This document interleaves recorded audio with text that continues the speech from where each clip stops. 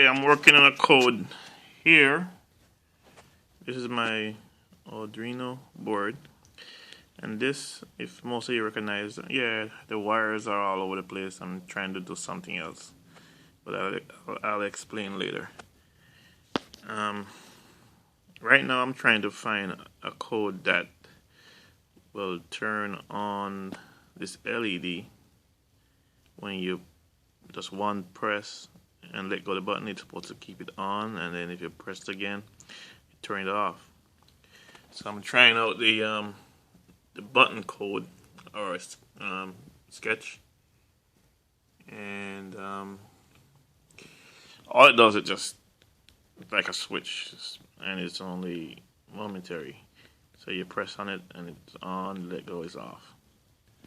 So I check the internet, and there's nothing to give me a code that could work. So what I did, I uploaded the blink function, the blink sketch, I should say, and that kind of worked okay for me. And what I did with the blink is I actually put a Boolean integer right in the code, and just by reading up on it, I'm not a programmer, so I'm not sure I'm not using the right terms, but just by reading up, it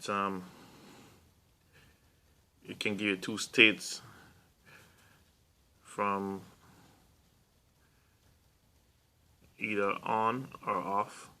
You can actually label it true or false, or on and off, and so forth. And there's more to it, but I'm just giving you a simple explanation right now. So what I'm doing now, I'm using Boolean into the blink sketch, and I'm using a switch statement in there, and I'm using an if statement with a switch. Well, I also put a button code in there to be on pin 1 or pin 0. Still output to pin 13, and I'm switching through the loop and using a if code there, and I have a switch state, and I put a delay there just to slow it down. And let me show you what it looked like. Okay, this is the button. So let me load it into this Arduino board. This board is the DUE, or DUE, whatever you call it. And the reason why I'm trying to use this code, because I'm working on the rest of wires is for something I'm trying out. Okay, it's finished. So right now, if I punch it one time, it's on, off, on, off, on. I was doing it backward. So, and I realize if I hold it down, then it skip the if statement and it start to loop. So that's a loop. It's going around and around and around without stopping. But when I put the switch high, then it stop, and then it start questioning itself. Am I high? Am I low? Am I true? Am I false? That's what it's doing. So I need that in there. The reason why I need that code, because I'm using LCD. It's not there yet, but this is the program I'm working on. I'm trying to use this code to run a small jet engine. It's not easy. Let me load it up. Still have some bugs to work out, but I gave you an idea what it's supposed to look like. It should look like. And some of these codes I'm using sample of sketch that's already there. I'm using, a lot of different codes in one, and trust me, it's not easy. Anyway, let me kind of explain what's going on. Okay, so I'm using a temp and a RPM code in there, which I see on the internet. I'll give credit to these guys, and I incorporate it in my code. But I'm using this pot as a thermostat to give a sample, or just to give a reading. But right now I'm just using this to mimic my temperature. And if I turn the switch, which is going to mimic temperature, going up or down,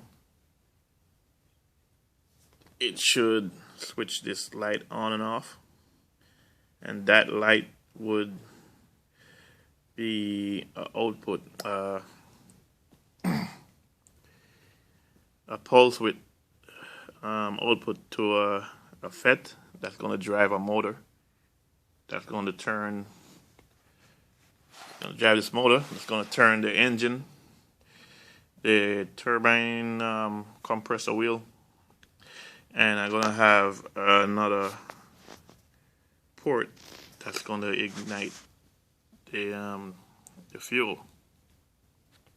So this is, when the temperature starts to climb, to go up, it's going to turn this light on.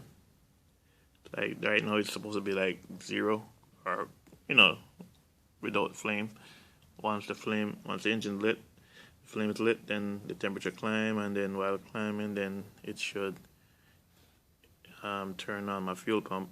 The fuel pump going to in turn inject more fuel in the engine. Then the RPM going to go up to about 100,000. Then you're going to turn on, which I'm going to use this to cycle through what's going to do. It's going to turn on my display, turbine ready, press button. Well, this is a start sequence.